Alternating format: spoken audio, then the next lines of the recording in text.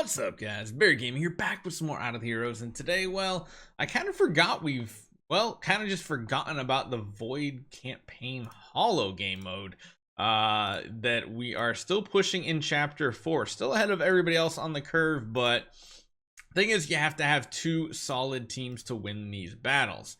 I don't see any of these that look that's kind of dangerous. That look too dangerous. However, we have to see if we can actually win some of these with minimal type lineups. So this is pretty much like my most minimal setup team. I feel like is the top team here, whereas the bottom one has more of our power. Let's see how these actually go. I don't think I've actually put any attempts in these just yet, so we'll see how the battles actually commence.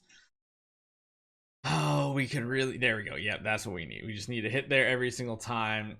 Even if our Betty is like kind of getting attack reduction, as long as we can keep the entire team locked down, I don't think we're going to have a problem here. Especially since we have our Natalia on this lineup too. A basic attack from Natalia is going to fully shield up our hero, which honestly might be completely overkill. So if we have to, we could drop Natalia from this lineup and put her in the second one and just let our Betty do her thing, which is just don't let the enemy team do anything. It's a slow, painful death for the enemy team with all our other heroes in our lineup, but I mean, it seems like it's working. Most of these other heroes are just tenants at this point too. They're just they literally all have glorious flags, like splendid glorious flags. They have a lot of stats, but not so much power or damage reduction or anything like that. Frey is even to the point where she's providing a ton of shields for everybody. So yeah, this seems like it'll be pretty smooth. I kind of just hope we kill the Tixes last on this one, just in case it does do a little bit of extra damage to us. But one thing I noticed is the enemies are definitely tanky in this game mode. Holy cow.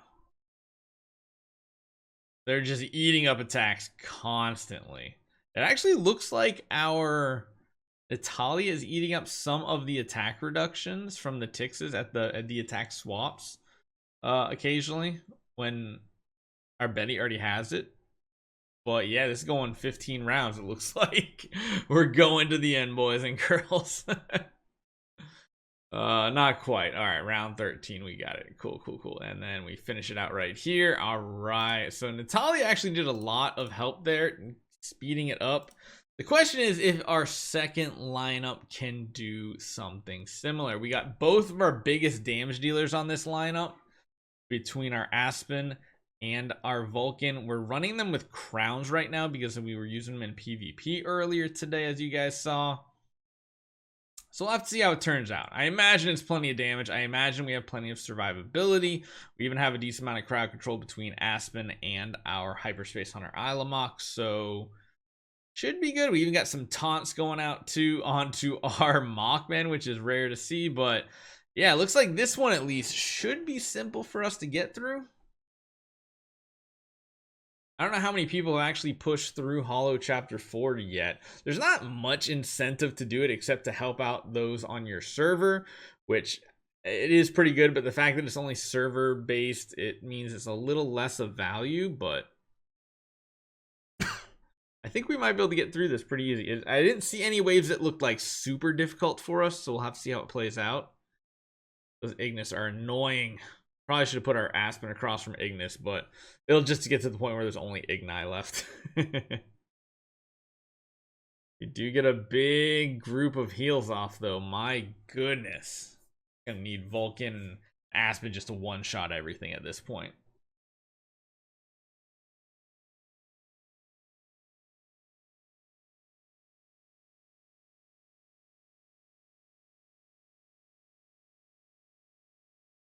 There we go.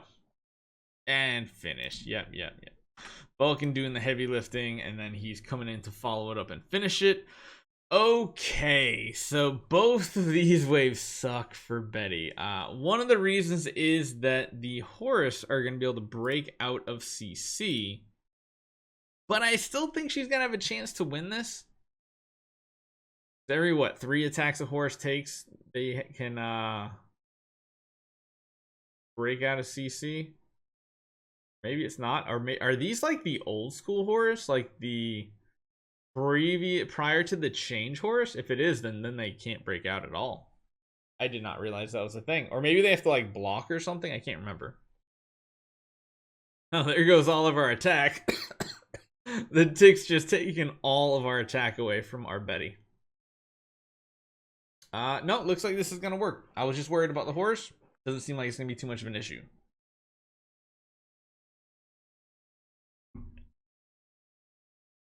Already took out one of those Jaras really quick. Wow.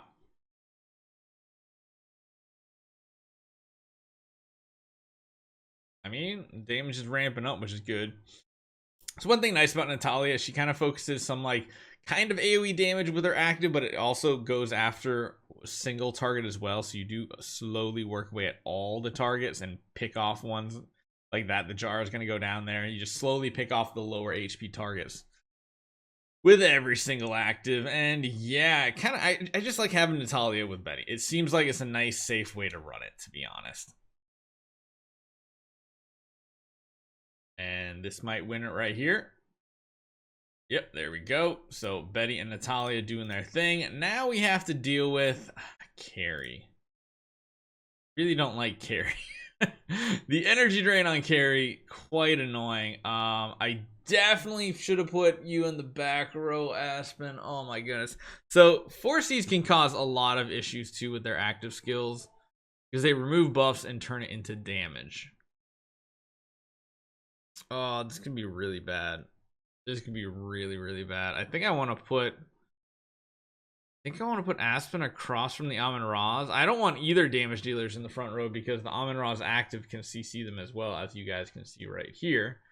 Just depends on how much damage our heroes are going to do right here, which pretty significant. Honestly, we might still win this even with me setting it up very poorly based on the enemies that they're facing. Sadly, though, Aspen across from Carrie just feels absolutely horrible, especially if he whiffs on the hit. We got plenty of shielding on the remaining heroes, though, which is good. Downside is, yeah, Amun-Ra shields. Those feel bad.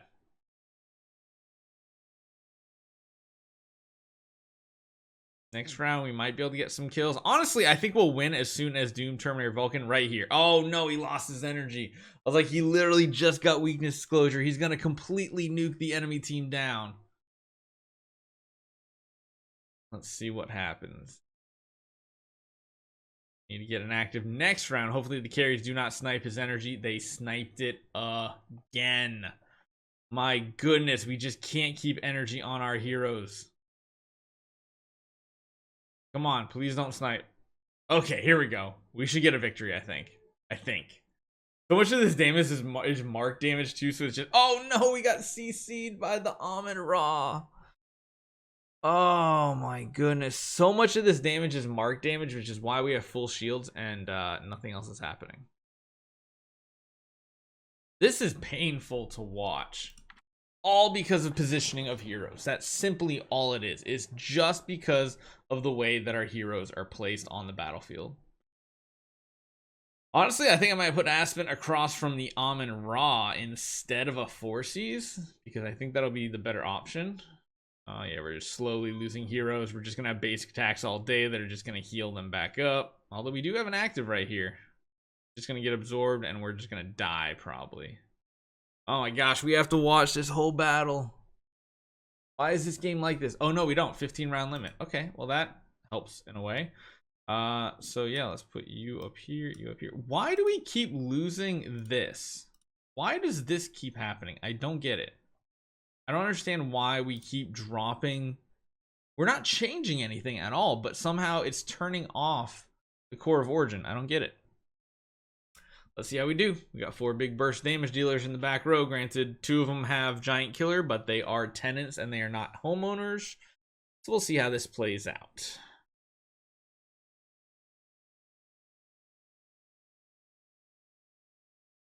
My gosh, Aspen just like, I guess maybe, I don't know. Aspen's just not doing good here.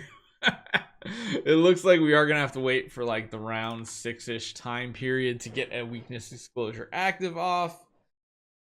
It's so annoying, so annoying.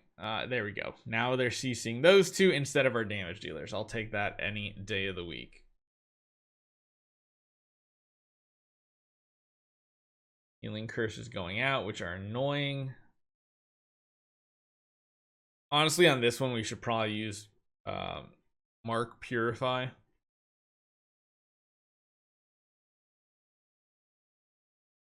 I'm really just waiting for this Vulcan active. That's pretty much all it is. That's all we're waiting for.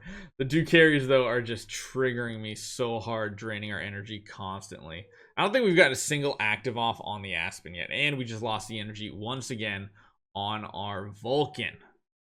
Come on, man. Gotta help us out here somehow. Shields are back up.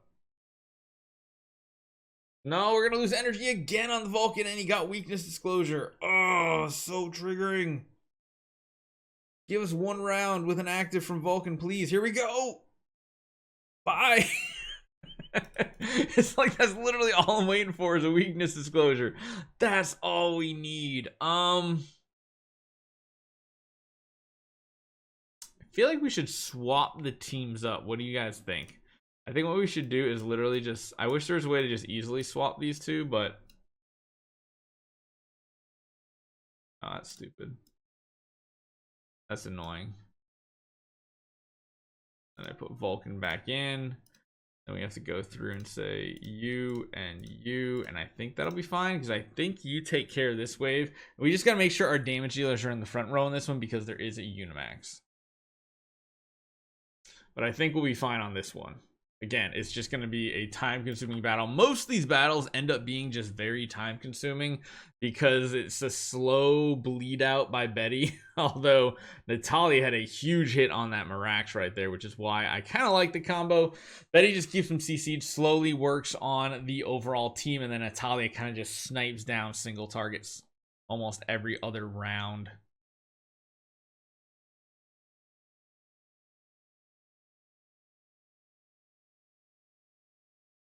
Yeah, I mean, Betty, what can I say except she's pretty overpowered so long as there's not a Valkyrie or even maybe a Sherlock on the other side of the battlefield. But even when there's a Sherlock, it can eat up his cards super fast, which is really good as well. This is like our AoE team, legit. Everybody does AoE hits pretty much. Even our Vulcan doing a little bit of damage right there. Not too bad. Betty might get close to a victory right here. Not quite. It's going to take one more Natalia active, I think. Actually, no. It's just going to... It might actually be over before that. Yeah, right there. Cool, cool, cool. All right. And then, like I said, it is a Mirax. So we're going to put... Or not Mirax. It is a Unimax in this lineup. So I want to move these heroes around just a little bit. So that they don't get taunted in this first hit. And putting the Aspen across from the Sherlock to kill him off first, I feel like is one of the best bets to do as well, since he could CC us. Having both of them in the front row are taking a lot of the hits anyway. Oh, wait, no, what am I talking about? He's hitting Unimax. I guess that's not bad. It's not great. They're going to be super tanky. Maybe it's better to just put him in the back row and see if he gets taunted or not. Either way, we just got to make it to Vulcan's active, really. That's the big difference maker, is Vulcan's active is the one that's going to be crushing the enemy teams. We could go with a bunch of Demon Bells too, potentially, but nah. We'll be fine. It's probably going to take us to a weakness disclosure, though, to get a victory, is my guess.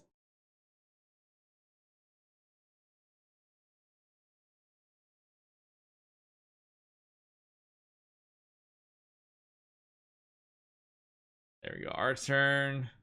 Still a really solid active, even though it wasn't weakness disclosure. Actually, we might not even get to it. Because we are actually crushing this wave pretty strongly. Man, honestly, Vulcan's definitely the MVP here over the Aspen, 100%. He's the one that's finishing these waves out very strongly.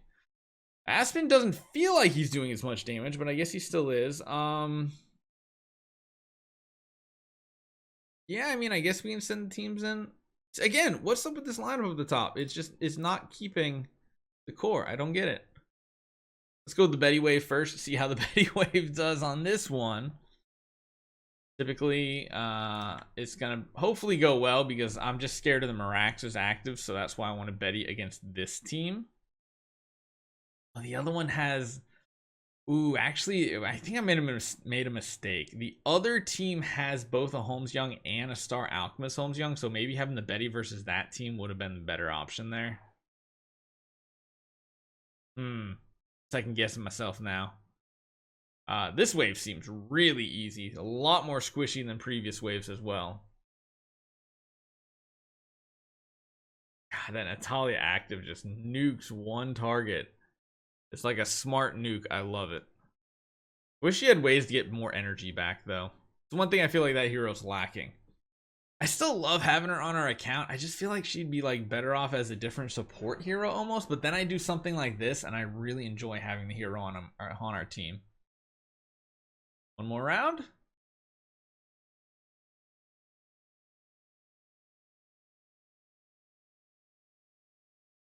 Yep, there we go. Okay, so now we have to see if this lineup works. And again, look, the core just turns itself off honestly every single time.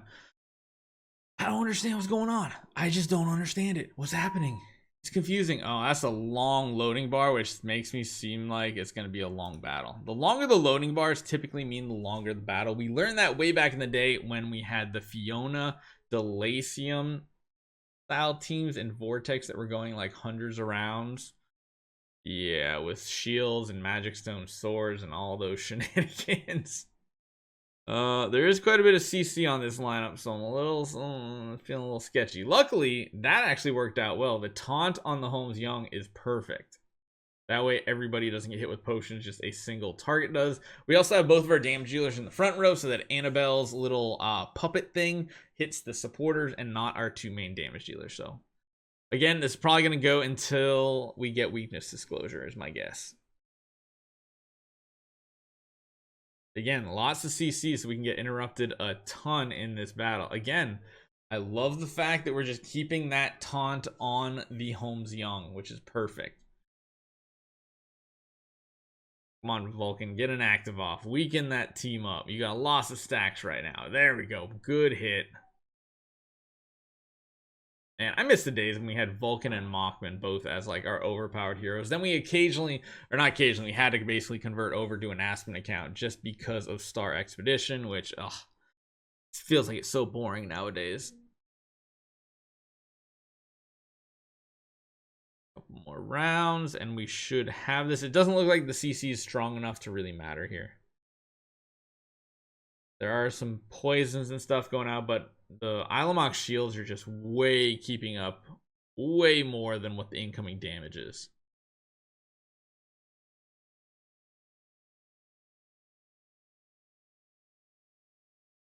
Here we go. Here we go. Weakness disclosure. The not Aspen. Don't get CC'd. Oh yes, Vulcan. Here we go, Vulcan. Here we go, Vulcan. Come on, man. Oh no, he got the perceptual disorder from other Holmes Young. That's not fair, man. That's not fair at all. Oh, this is why I probably should use Betty on this lineup because it's so much CC. Ugh. Come on, man. Get rid of that perceptual disorder. Please go away. Please go away. There we go. Here's our chance. Come on, please. Don't put it back on Vulcan. Just don't do it, and don't dove me either, please. Good lord. Don't dove me. Don't dove me. I think he already went though, right? Nope, here he goes. No. Oh, there's so much crowd control in this wave. Okay, here's our only hope is this round right here. Literally, Vulcan could wipe this entire line out right here, even with just using a crown. At the very least, take away a couple of the CCers to make. Oh my god. There is so much crowd control. This is ridiculous.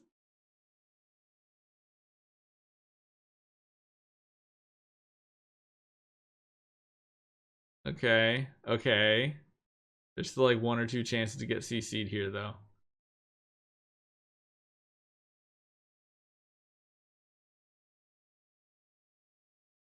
There we go. Finally, we get our attack off. Oh my gosh, look at all the stacks. We must have been maxed out on like every single stack. Now, we still have to win in 4 rounds, though. That's the downside here. Even though we did clear enemies out, we still need to have enough power here to clear the enemies, because round 15 is the cap in this game mode. But I'm thinking maybe next round Aspen active to clean up, hopefully. Otherwise, Vulcan's gonna get one the following round.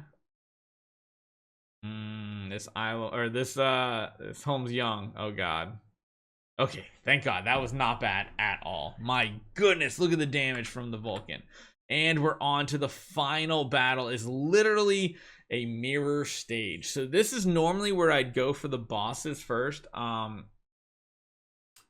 The issue we're going to run into is this Betty team is not going to perform as well as it normally would, because we can't crowd control the Mims.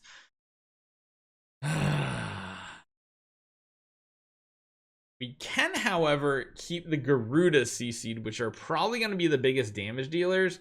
I just don't know how much damage we're going to take when enemies die, and that's the biggest question mark I have. As long as we can keep the other 3 targets CC'd, though, let's see how much damage these Mims do. I'm hoping they don't wipe our team out.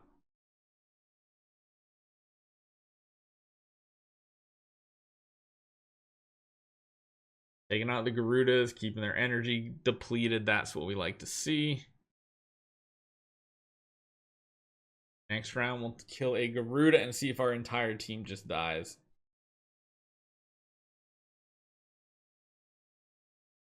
No, it's actually not bad then. I was expecting the Mim damage to be a little bit more severe, but we're actually crowd controlling the Mims?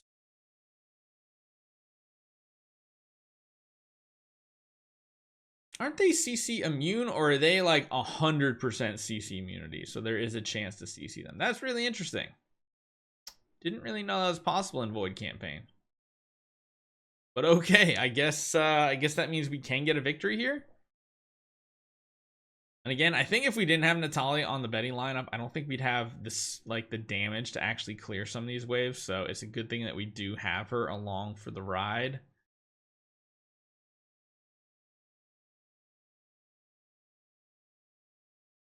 Next round should be a big burst damage from Natalia. Probably kill one of the Mims right here with Natalia. Maybe 2.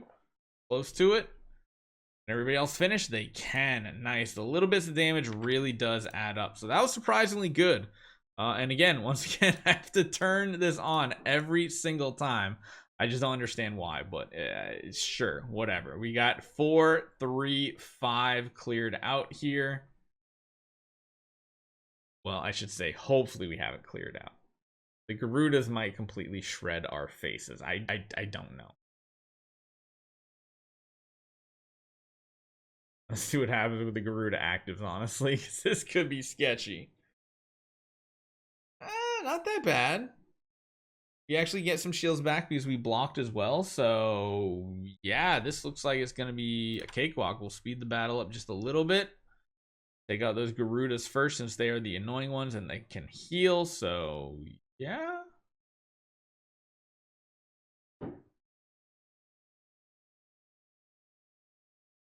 It's just going to take a little bit to get our energy for our actives, but doesn't look like it's going to be too bad. Not bad at all. That Garuda is done for this round. If someone could hit the Vulcan, that would be absolutely awesome. Maybe? No, I guess not.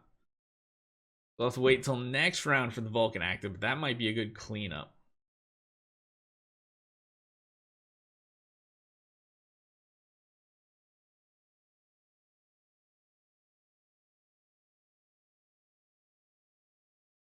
I mean, it's looking good. I don't see there's any reason why we would die here at this point. Even Asmodel getting a kill. Look at that. Aspen kill. Win.